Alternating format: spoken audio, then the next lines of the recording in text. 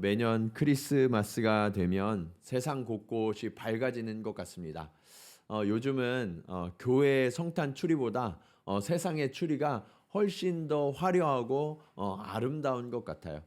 그래서 도쿄에도 여러 이렇게 그 일루미네이션이라고 하는 이 성탄 추리들이 밝혀지는 지역들이 많다고 들었는데 제가 8년 만에 저희 아내랑 한 곳을 좀 방문하게 됐습니다. 롯봉기의 일루미네이션이 유명하다고 그래서 지난주에 제가 8년 만에 한번 가봤거든요. 조금 이른 시간에 일부러 가봤어요. 이렇게 켜지기 전과 켜진 후가 어떻게 다른가 하고 이렇게 보기 위해서 조금 이른 시간에 가서 아내랑 차 한 잔 마시다가 이제 불이 켜지는 것 같아서 밖에 나가봤거든요. 그랬더니 어디에서 사람들이 그렇게 많이 모였는지 정말 많은 사람들이 막 이 불이 켜질 때 환호하더라고요. 막 환호하면서 바라보고 그리고 그 표정들을 보니까 너무 좋아요. 막 너무 밝고 기뻐하고 서로 막 예쁘다고 하면서 사진 찍어주고 그런 모습들을 보면서 저들의 모습 속에 행복이 있구나 하는 것들을 느낄 수가 있었습니다. 그런데 마음속에 드는 질문이 있었어요. 저들은 진짜 이 성탄의 의미를 알고 기뻐하는 걸까? 이 추리가 왜 밝혀지는지를 알고 이곳에 와서 함께 즐거워하고 사진을 찍고 그렇게 하는 걸까? 그 질문을 아무리 던져봐도 대부분이 알지 못한다라는 결론을 내릴 수밖에 없더라고요. 그런데 이제 또 우리 성도들을 향해서 제가 질문을 해봤어요. 과연 그러면 우리는 이 성탄의 추리, 이 의미는 알지만 정말 제대로 된 예수 그리스도를 만나는 기쁨을 우리가 성탄절에 누리고 있는가라고 질문해 볼 때 우리도 그렇지 못할 수도 있겠다라는 생각을 갖게 되더라고요. 저는 이 성탄의 추리의 불빛이 어디에서 왔는지에 대해서 많은 학자들이 여러 이야기들이 있지만 가장 유력한 것이 오늘 본문에서 출발했다고 생각이 돼요. 이 성탄의 밤은 그동안의 여러 밤들과 다른 유난히 빛나는 별빛이 있었죠. 그 별빛을 따라온 사람들이 있었어요. 그들이 누구일까요? 동방박사들이죠. 동방박사들. 저는 오늘날 이렇게 성탄 추리를 켜고 막 기뻐하고 이런 사람들이 동방박사의 후예들이라고 생각을 해요. 저와 여러분들도 그런 거거든요. 그러면 우리는 이 성탄의 불빛을 바라보면서 어떤 태도를 가져야 하는지 오늘 말씀을 통해서 함께 교훈을 얻고 배우는 시간이 되기를 원합니다. 자, 첫 번째로 성탄은 어떤 날인가? 성탄은 빛으로 오신 예수님을 기뻐하는 날이 되어야 합니다. 우리 9절 말씀을 한번 같이 읽도록 할까요? 9절 말씀. 자, 시작.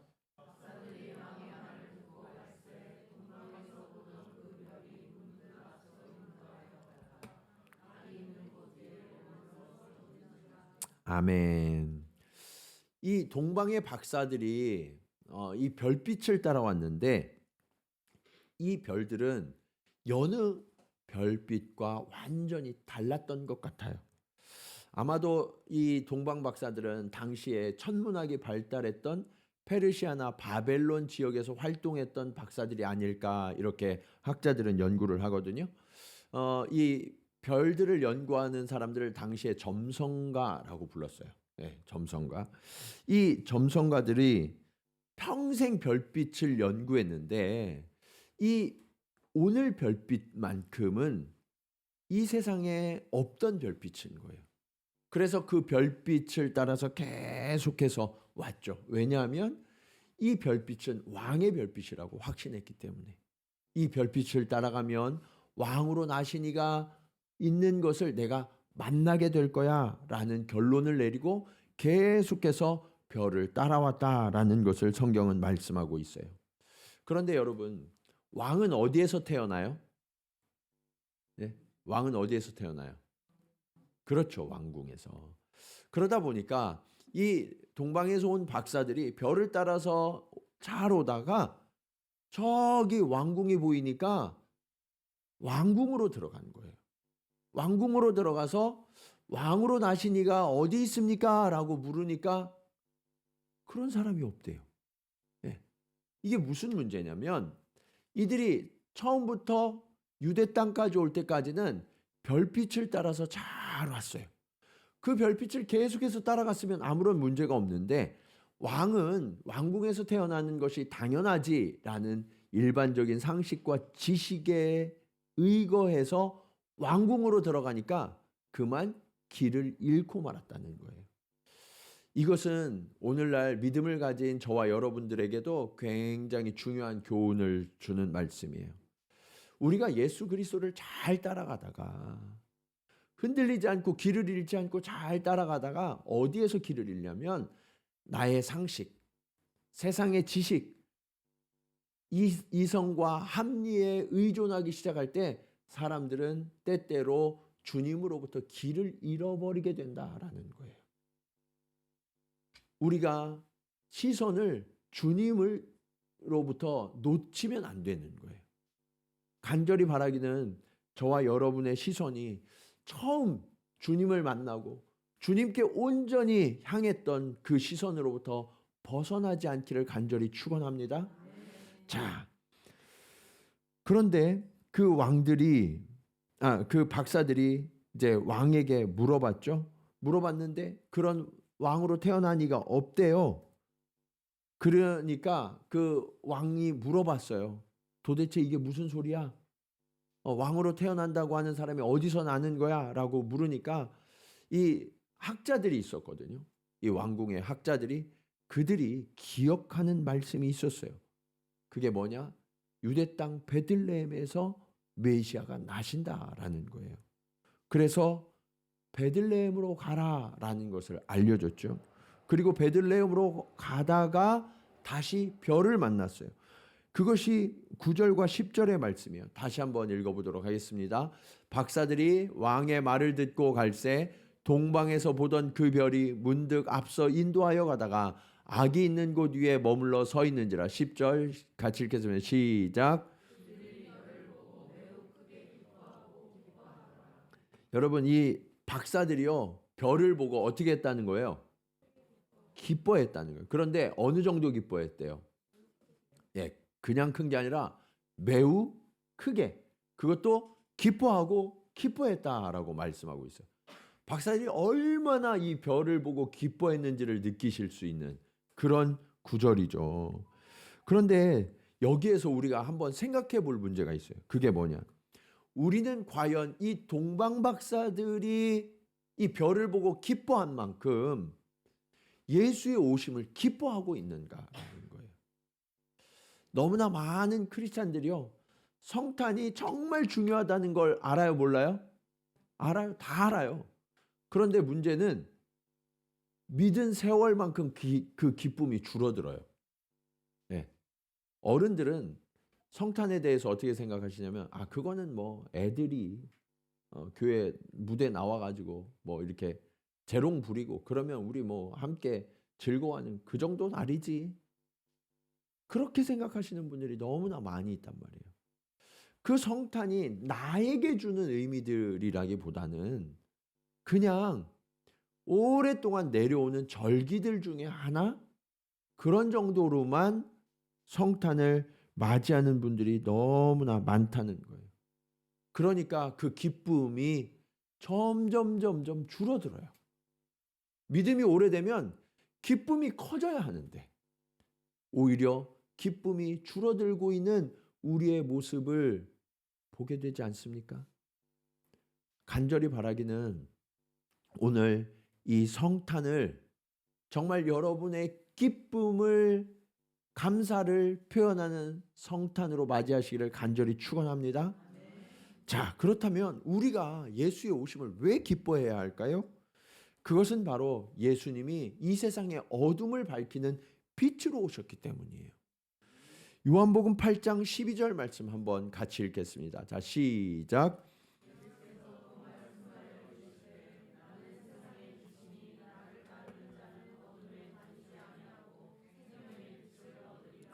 자, 예수님이 이 땅에 오셨는데 나는 세상에 뭐라고요? 빛이다 라고 말씀하셨어요. 그래서 우리가 이 성탄의 추리를 밝히는 거라고요. 예수님이 빛으로 오셨어요. 그러면 이 빛으로 오신 주님을 맞이하면 어떻게 되느냐? 우리가 주님을 따라다니면 더 이상 어둠에 다니지 않게 된다라고 말씀하고 있는 거예요. 여러분, 우리가 세상을 살아가면서 참 열심히 살고 노력을 많이 하시죠. 그런데 많은 분들에게 이렇게 질문해 보면 심령에 어둠이 있는 분들이 굉장히 많으세요. 예. 목사님, 요즘 근심 걱정이 많아요. 세상이 참 힘들고 어려운데 앞으로 어떻게 살아야 될지 모르겠어요. 그런 염려, 두려움, 근심, 걱정 이런 게 여러분에게 있어요, 없어요? 있죠. 그래서 여러분에게 그 주님이 필요한 거예요. 그 주님이 오시면 우리의 모든 어두움을 물리치고 주의 빛으로 밝혀주시겠다라고 말씀하고 계시는 거예요. 요즘엔 또 우울증을 앓는 분들이 얼마나 많으신지. 우리 그리스도인들 중에도 우울증을 앓고 계시는 분들이 너무나 많으세요. 우울증, 공황장애 이런 정서적인 어려움을 겪고 계시는 분들이 너무나 많거든요. 왜요? 마음의 어두움이 지배하기 때문에 그래요. 그런데 예수 그리스도께서 오시면 우리 마음의 모든 어두움을 완전히 물리쳐 주시고 우리가 더 이상 어둠에 다니지 않게 되고 생명의 빛을 얻으리라 라고 말씀하고 계세요. 주님의 생명의 능력이 우리에게 역사하면요, 우리의 모든 어두움 그 근원까지도 생명으로 바뀌게 된다고 주님 약속하고 계시잖아요. 여러분, 이제 우리는 그 빛 가운데 거하는 자가 되었어요. 예수님을 믿고 따르기만 하면 이제 더 이상 우리에게 어둠이 있어요, 없어요? 없어요. 이것을 확신하셔야 돼요. 그래서 여러분은 매일매일 그 주님을 맞이하셔야 되고요. 매년 이 성탄의 빛으로 오신 그 주님을 다시 한번 맞이해서 내 모든 어두움을 빛으로 밝혀야 하는 거예요. 자, 이 약속의 말씀이 저와 여러분에게 정말 큰 위로와 확신이 되는 이유가 또 한 가지 있어요. 마태복음 5장 14절 말씀입니다. 우리 같이 한번 읽겠습니다. 자, 시작.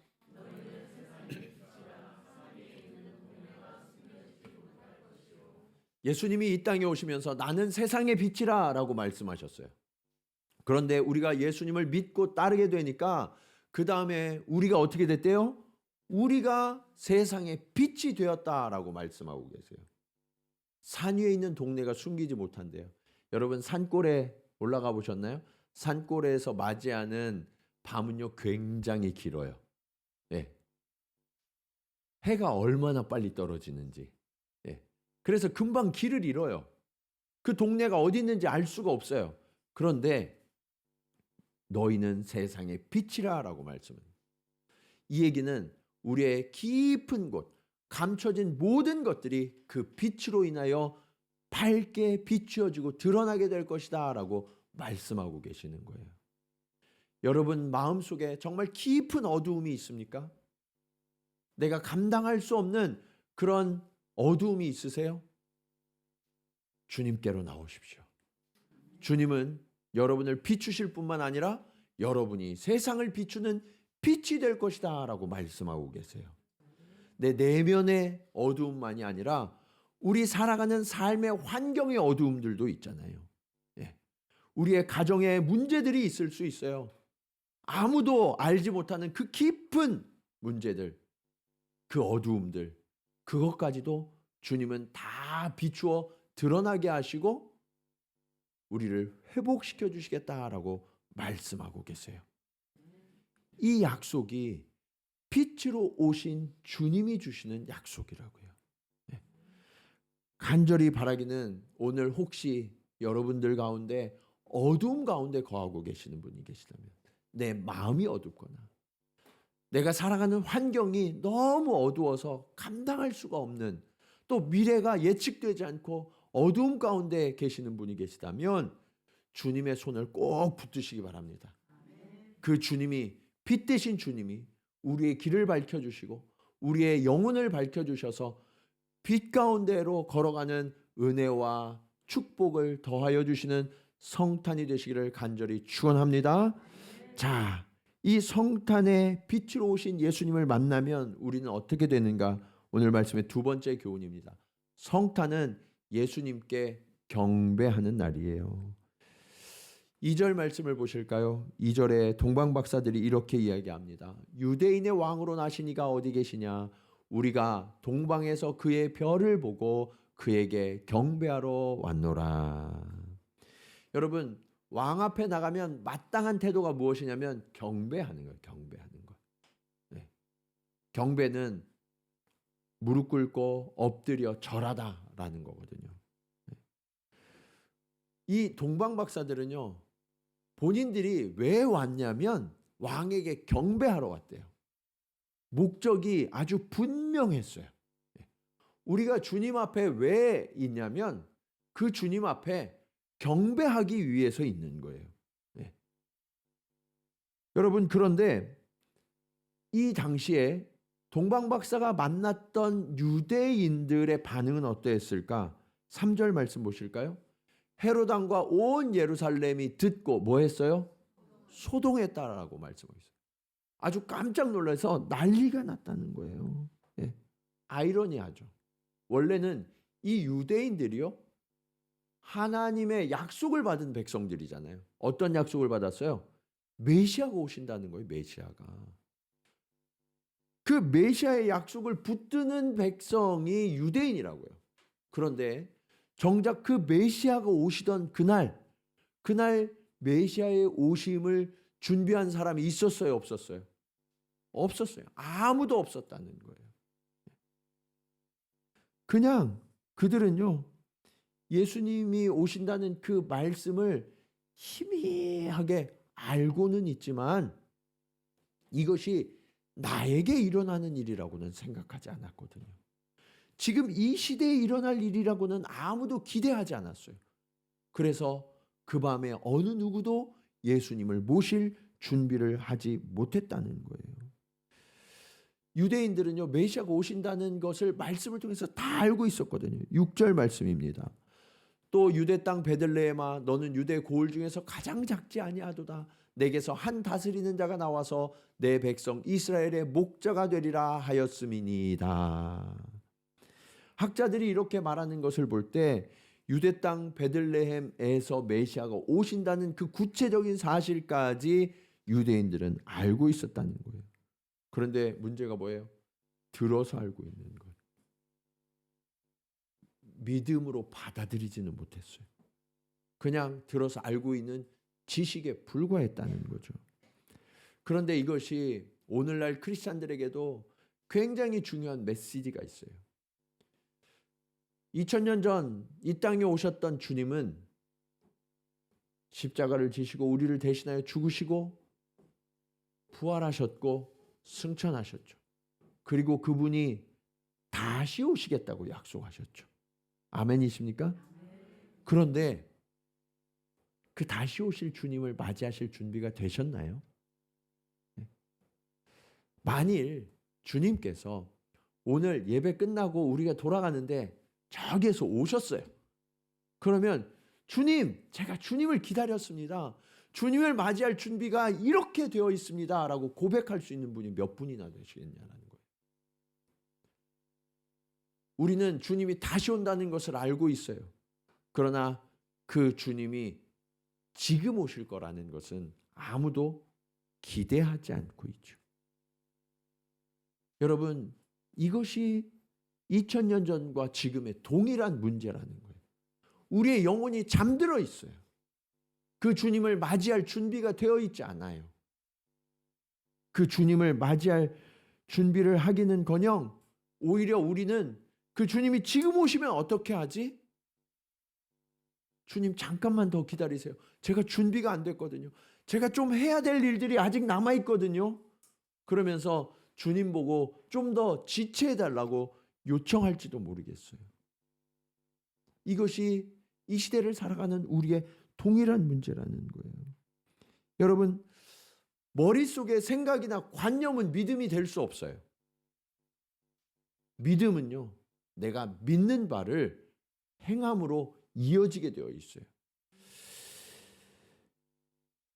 여러분에게 한 가지 예를 한번 들어드릴게요.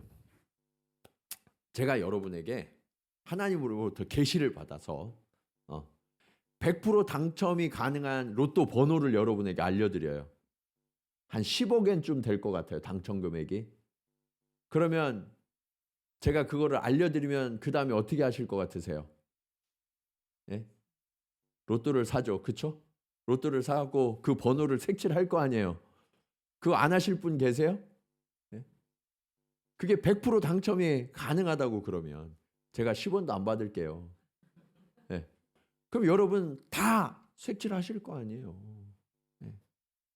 그런데 만일 여러분이 그래 이거 뭐 당첨이지 그리고서 색칠을 안 하고 그냥 갖고 있어. 그게 관념이에요. 예. 많은 사람들이 신앙생활을 그렇게 하는 거예요. 알고 있어요. 그러나 실질적으로 그것이 나에게 유익이 되도록 믿음으로 순종하고 행하지 않는 믿음이 우리 가운데 너무나 많이 있다는 거예요. 그러면 그 주님을 진짜 내가 믿는다면, 성탄에 오신 그 주님을 내가 받아들인다면 어떻게 해야 될까요? 박사들은 그것을 받아들였거든요. 11절 상반절 말씀입니다. 같이 한번 읽겠습니다. 시작.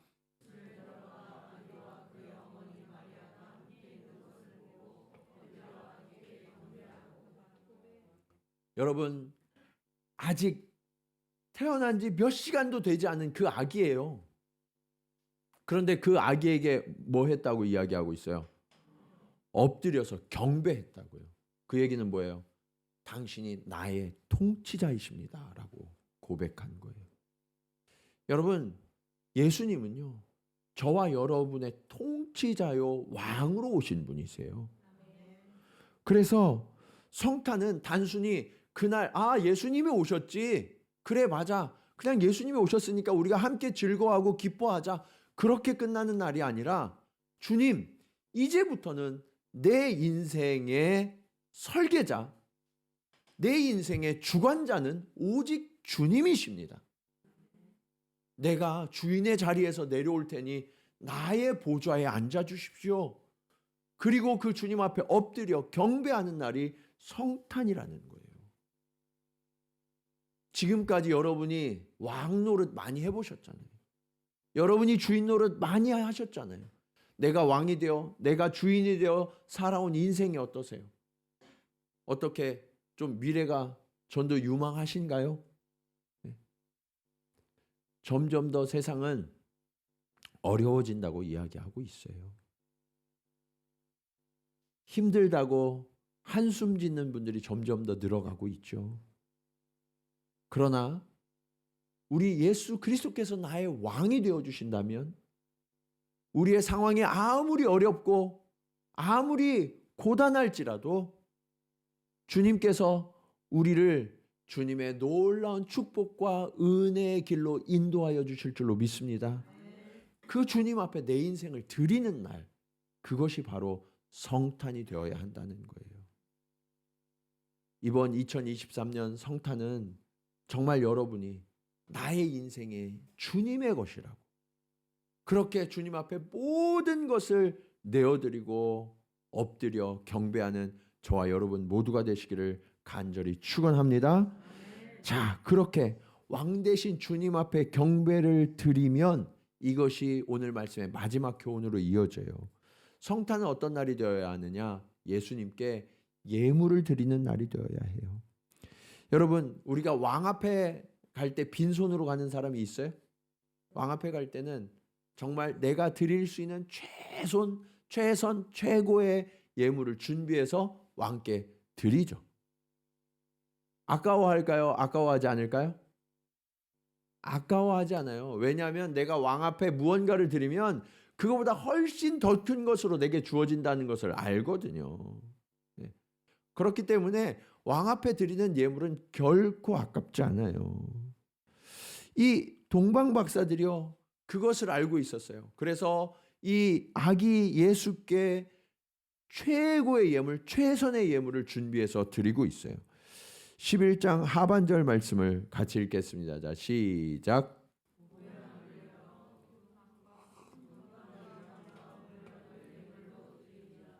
자, 뭐를 드렸대요? 황금과 유향과 모략을 예물로 드렸대요. 여러분들 어려서부터 이거 많이 들으셨잖아요. 신앙생활 오래 하신 분들은. 우리말 성경에는 보배압이 큰 게 하나 있고 그 안에 황금도 들어있고 유향도 들어있고 모략도 들어있는 것처럼 보이지만 원어 성경에는 각자의 예물을 준비해서 각자의 보배합에 담아서 드린 거예요. 그 얘기는 내가 정말 오래전서부터 정성껏 예물을 준비해서 다른 사람들 신경 쓰지 않고 내가 정말 최고의 예물, 최선의 예물을 준비해서 주님 앞에 드렸다라는 것을 알 수 있어요. 여러분, 이들이 정말 먼 길을 간 거거든요. 동방에서부터 이 값진 예물을 들고 와서 드리려고 그러면 이게 얼마나 신경이 쓰였겠어요. 그렇죠? 네? 여러분들에게 골드바 10개가 있어요. 그러면 지나갈 때 어때요? 네? 길 지나다닐 때 사람 많은데 괜히 신경 쓰이잖아요. 그렇죠? 굉장히 신경 쓰면서 그런 것들을 준비해서 주님 앞에 와서 드린 거예요. 그 준비, 그 과정, 모든 것이 정말 합당하고 아름다운 예물을 하나님 앞에 드린 것을 알 수 있어요. 이 예물들의 가치도 대단하지만 더 중요한 것은 이 예물들이 가지는 의미예요. 우리가 아까 찬송에도 이 예물들의 의미가 나와 있었거든요. 황금은 우리가 너무나 잘 알죠. 여러분들도 금을 보신 적이 있으니까. 자, 이 황금은요, 옛날부터 지금까지 정말 가장 존귀한 예물 중에 하나예요. 왕에게 드릴 만한 그런 정말 최고의 예물 중에 하나가 황금이라고 생각할 수 있어요. 그래서 이 황금은 왕권을 상징해요. 예수님이 우리의 왕으로 오신 분입니다. 그렇게 인정하고 주님 앞에 드린 예물이 황금이었어요. 그럼 유향은 뭐냐? 유향은 아프리카나 이 아라비아 지역에서 자라는 나무에서 추출한 향수거든요. 그런데 이 향수는 그냥 여러분들이 보통 쓰시는 그런 향수가 아니라 특별히 신에게 제사 드릴 때만 쓰는 향수였어요. 그러니까 아주 값어치 있고 값진 향수인데 신에게만 드리는 향수니까 이 유향은 예수님이 우리의 신이십니다. 우리의 하나님이십니다. 예수님의 신권을 고백하는 예물이 유향이었던 거예요. 그리고 모략은 무엇이었냐? 이 모략도 역시 향수예요. 이 똑같이 아프리카나 아라비아 산지에서 나오는 그런 나무에서 추출한 향수인데요. 이 향수는 조금 독특하게 톡 쏘는 냄새가 있었다고 그래요. 그러면 이거는 어디에다 썼냐? 시체가 썩지 않도록 방부제 역할을 하는데 썼던 향수예요. 네. 이 동방 박사는요, 예수 그리스도의 죽으심과 순환을 미리 알고 준비해서 이 예물을 드렸던 거예요. 정말 너무나 놀랍고 신기한 일이에요. 어떻게 이들이 이런 예물을 준비했을까? 그런데 이 아마 성령의 지혜가 임하지 않았을까 싶은데 예수님이 우리의 왕으로 오셨습니다. 예수님은 인간의 몸을 입고 오셨지만 하나님이십니다. 그리고 그 예수께서 우리를 위하여 십자가를 지시고 죽으실 것입니다 하는 예수님의 탄생과 사역과 죽으심의 모든 것을 상징하는 아주 적절한 예물을 준비해서 드렸다라는 사실을 우리가 알 수 있어요. 뿐만 아니라 이 동방 박사들이요, 어느 나라에서 왔는지 정확히 알 수는 없어요. 그렇지만 동방에서 왔다고 그러니까 아마도 바벨론이나 페르시아 정도가 아닐까. 그쪽이 이 천문학이 굉장히 발달했거든요.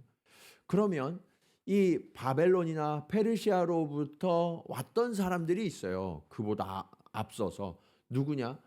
이 포로로 잡혀갔다가 그들이 1차, 2차, 3차에 걸쳐서 돌아오거든요.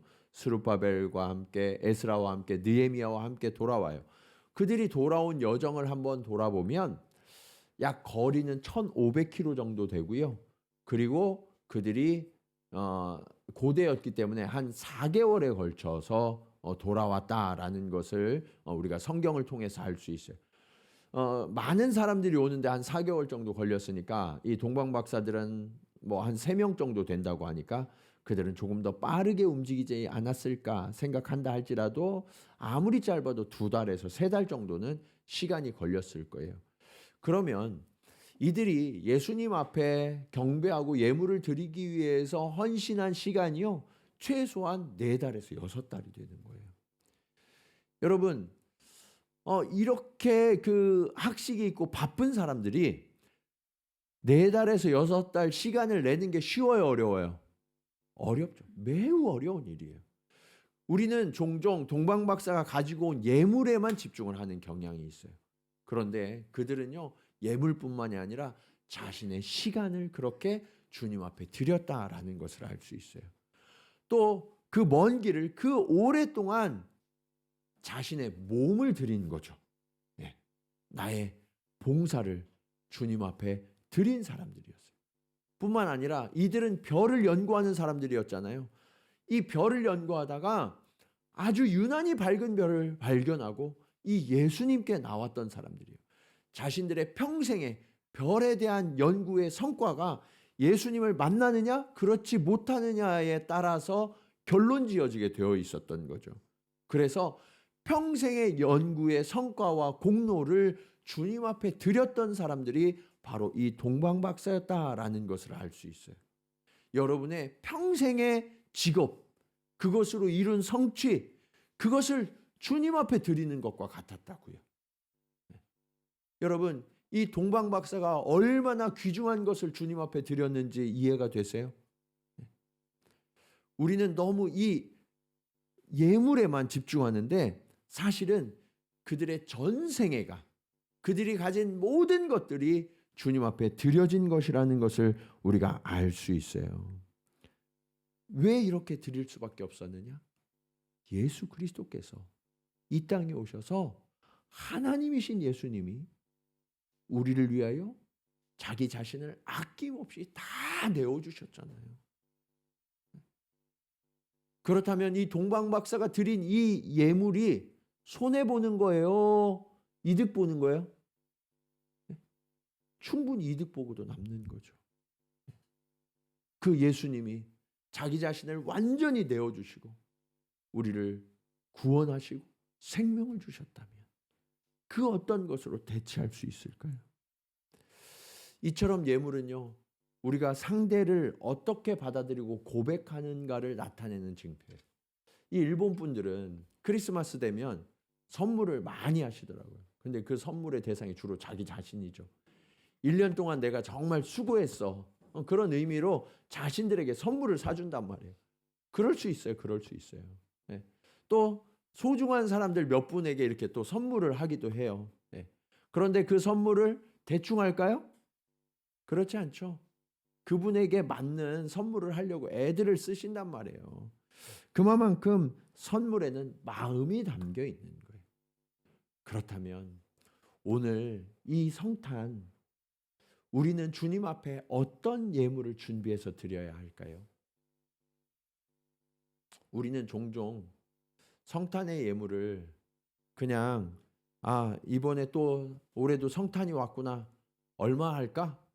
그래서 그냥 지갑에서 얼마 꺼내서 봉투에 넣어서 성탄의 예물이라고 평소보다 그래도 좀 액수 많이 넣어서 내가 정성을 다했어. 그렇게 생각하시는 분이 계실지 몰라요. 그러나 여러분, 진정한 성탄의 예물은 그런 게 아니에요. 마음으로 그 주님의 오심을 인정하는 예물이 되어야 해요.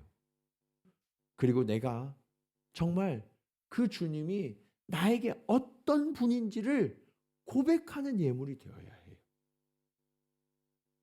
나를 위하여 고난받으시고 피를 흘리시고 그 피값으로 내 생명을 구원해 주신 그 은혜, 그 사랑이 너무나 크고 고마워서 동방 박사가 아주 오래전부터 예물을 준비해서 그 먼 길을, 오랜 시간을 가지고 와서 준비해서 드린 것처럼 우리도 이 성탄이 오기 전부터 성탄의 예물을 주님 앞에 준비하고 주님 앞에 드릴 수 있어야 된다는 거예요.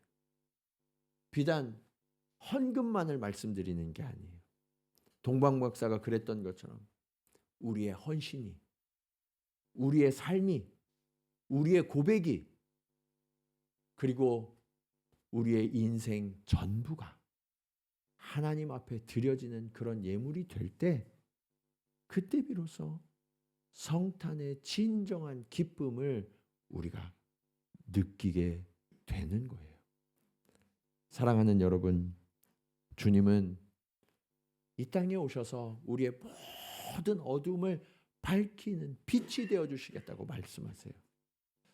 그리고 이 세상에서 방황하고 고뇌하는, 고통하는 이 자녀들을 주님께서 친히 다스리시고 인도해 주실 왕이 되시겠다고 말씀하고 계세요.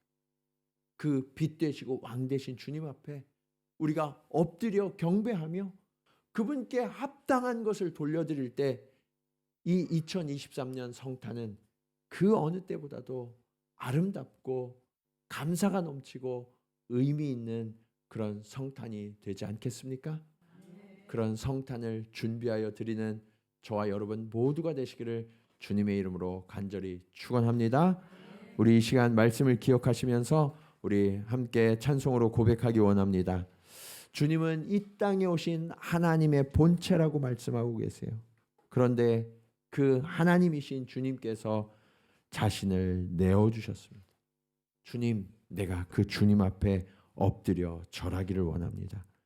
주님, 내가 그 주님을 시인하며 그 주님을 다시 오실 그날을 주님 기대하오니 주님 역사하여 주시옵소서. 우리 그런 고백으로 우리 함께 찬양하며 고백하기를 원합니다.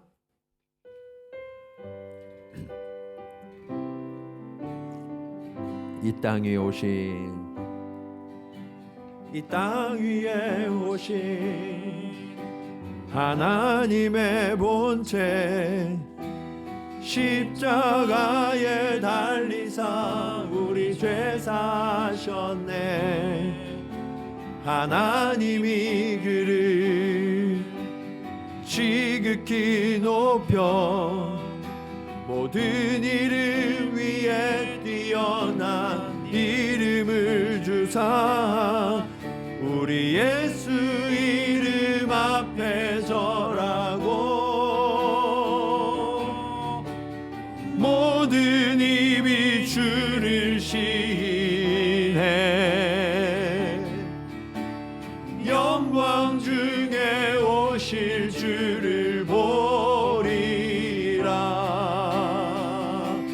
선포해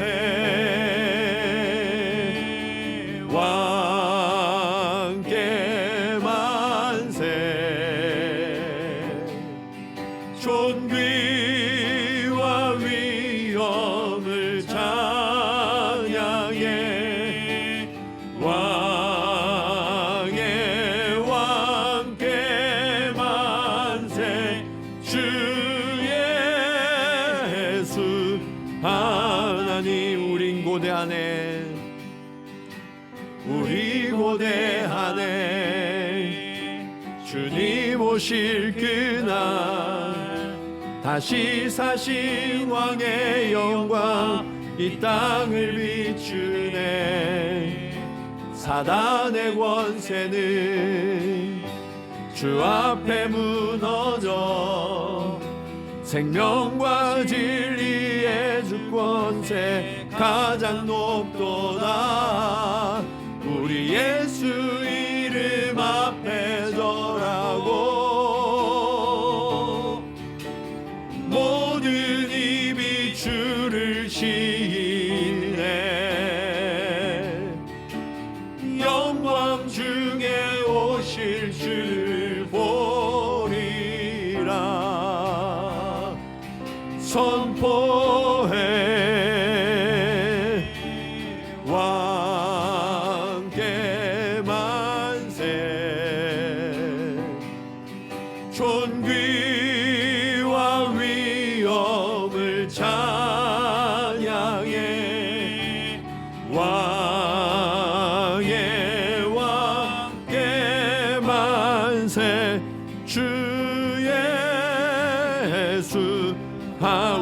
예수 이름 앞에 절하고 우리 예수 이름 앞에 절하고 모든 입이 주를 시인해 영광 중에 오실 주를 보리라 선포해 왕께 만세 존귀와 위엄을 찬양해 왕의 왕께 만세 주 예수 하나님. 우리 시간 말씀을 기억하면서 함께 기도하기 원합니다. 하나님 아버지, 그렇습니다. 빛으로 오신 그 주님께서 나의 모든 어두움과 내 환경의 모든 어두움을 주의 빛으로 비추시고 나를 밝게 빛나게 하여 주시옵소서. 주님, 우리가 왕 되신 주님 앞에 엎드려 경배하기를 원합니다. 내가 주인 되어서 내 맘대로 살아갔던 인생은 실패할 수밖에 없으나 그 주님이 나의 인도자가 되시고 나를 다스려 주실 때 가장 선하고 가장 아름다운 길로 나를 인도하여 주실 것을 믿사오니 주님, 나를 붙들어 인도하여 주시옵소서. 나의 빛 되신 주님, 나의 왕 되신 주님 앞에 나의 모든 것을 내어드리기를 원합니다. 주님, 나의 모든 것을 주관하여 주시고 아버지 하나님, 내가 주님의 것 되었사오니 아버지 하나님, 그렇게 주를 고백하며 나의 인생이, 나의 삶이, 나의 가진 모든 소유가, 나의 헌신이 주님 앞에 드려지는 향기로운 예물이 될 수 있도록 주여 나를 받아 주시옵소서. 우리 간절한 마음으로 함께 기도 드리시겠습니다. 할렐루야. 아버지 하나님, 은혜를 감사합니다.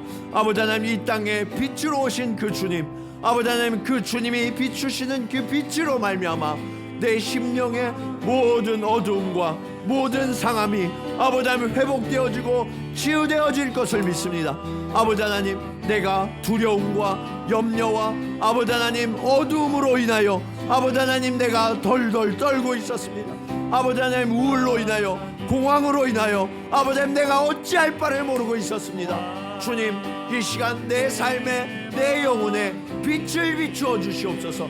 아버지 하나님, 이런 부정적이고 어두운 모든 것들이 주 안에서 깨끗이 치유될 줄로 믿사오니 아버지 하나님, 오늘 주의 빛을 비추어 주시옵소서. 주님, 우리 삶 가운데 아버지 하나님 안개와 같이 여전히 아버지 내 삶이 희미하고 있다면 주님, 주의 빛을 비추어 아버지 모든 안개가 거치게 하시고 하나님의 놀라운 시야가 아버지 우리 가운데 비추어질 수 있도록 주님 역사하여 주시옵소서. 아버지 하나님, 주님이 나의 왕 되심을 고백합니다. 아버지 하나님, 내가 이제는 주인 된 자리, 보좌의 자리에서 내려와서 주님이 나의 왕 되심을 고백하오니 주님 보좌에 앉아 주시옵소서. 낯을 다스려 주시옵소서. 내가 걸어가는 모든 길이 주님이 이끄시는 선하고 아름다운 길 되게 하여 주시옵소서. 아버지 하나님, 그 주님 앞에 우리도 동방박사처럼 아버지 하나님의 진정한 예물을 드리기를 원합니다. 나의 헌신을, 나의 시간을, 나의 열정을, 나의 모든 일과를 주님 앞에 올려드리고 아버지 하나님, 나의 최고의 예물을, 최상의 예물을 주님 앞에 올려드리오니 주님 받아주시고 아버지 하나님, 그 주님의 놀라운 생명의 능력이 우리 가운데 임하도록 주님 역사하여 주시옵소서. 빛으로 오신 주님, 그 빛이 세상을 밝히며 내 영혼을 밝혀주시니 감사합니다. 주님, 내 마음을 지배하던 어두움들이 있었습니다. 주님, 두려워하며 염려하며 그리고 때로는 우울증으로, 공황장애로, 여러 가지 정서적인 어려움으로 고통하고 있었습니다. 그런 우리에게 찾아와 주셔서 주님, 우리를 안아주시며 주의 빛으로 우리를 충만케 하여 주시옵소서. 모든 어두움이 물러가며 주의 빛이 미치지 않는 곳이 없어서 내 구석구석이 주님의 회복과 주님의 찬란함으로 주님의 영광으로 빛날 수 있도록 주님 역사하여 주시옵소서. 주님, 나의 삶이 안개와 같아서 아버지 하나님 어디로 가야 할지 알지 못하고 아버지 하나님 날마다 염려하는 인생을 살았다면 주님, 이제 주의 환한 빛을 비추어 주셔서 그 모든 안개가 거치게 하시며 우리가 뚜렷이 바라보며 걸어갈 수 있도록 주님, 우리를 이끌어 주시옵소서. 주님이 나의 왕 되시니 감사합니다. 내 계획과 나의 열정과 나의 능력과 나의 노력으로 살아갈 때에는 실패할 수밖에 없고 어찌할 바 알지 못하던 그런 어리석은 인생에 불과했음을 주님 고백합니다. 주님, 이제 그 자리에서 내가 내려오고 나의 왕좌에 주님을 초청하오니 주님 앉아 주시옵소서. 내가 주님 앞에 엎드려 경배하며 순종하는 삶을 살기로 결단하오니 주님, 나를 다스려 주셔서 나의 모든 어두움과 악한 것들, 나를 지배하는 부정적인 모든 것들로부터 주님, 나를 건지시며 하나님의 놀라운 사랑으로, 하나님의 은혜로, 하나님의 선한 길로만 우리를 인도하여 주시옵소서. 그 주님 앞에 엎드려 경배하며 이제 주님께 최상의 예물을, 최고의 예물을 준비하여 드리는 자가 되기를 원합니다. 나의 삶이 예물이 되기를 원합니다. 아버지 하나님, 나의 전 존재가 주님 앞에 드려지는 예물이 되기를 원합니다. 나의 시간과 나의 헌신과 나의 열정과 나의 소유가 주님께 드리는 예물이 되기를 원합니다. 주님, 그래도 생명을 주신 그 주님의 은혜를 다 갚을 길이 없습니다. 주님, 그렇게 내가 주님을 고백하며 주님 앞에 드릴 수 있도록 주님 역사하여 주셔서 이 2023년도 성탄은 지금까지 지나왔던 여느 성탄이 아니라 정말 주님의 찬란한 빛을 만나며 주님이 나의 왕되심을 만나고 그 주님이 주신 그 놀라운 선물에 진정으로 감사하는 성탄이 되어줄 수 있도록 주님 역사하여 주시옵소서. 이제는 세상의 빛으로 오신, 왕으로 오신 예수 그리스도의 은혜와 아버지 하나님의 크신 사랑하심과 성령님의 감화감동 교통하심이 오늘 주님을 따르며 세상을 비추는 빛이 되고 주님 앞에 엎드려 경배하며 가장 좋은 예물을 드림으로써 그 하나님의 놀라운 선물을 받아 누리며 이 땅 가운데 오신 그 예수가 오신 참된 기쁨을 누리고 증거하기로 결단하며 나아가는 사랑하는 성도들의 삶 가운데 이제로부터 영원토록 함께 하시기를 간절히 축원하옵나이다. 아멘.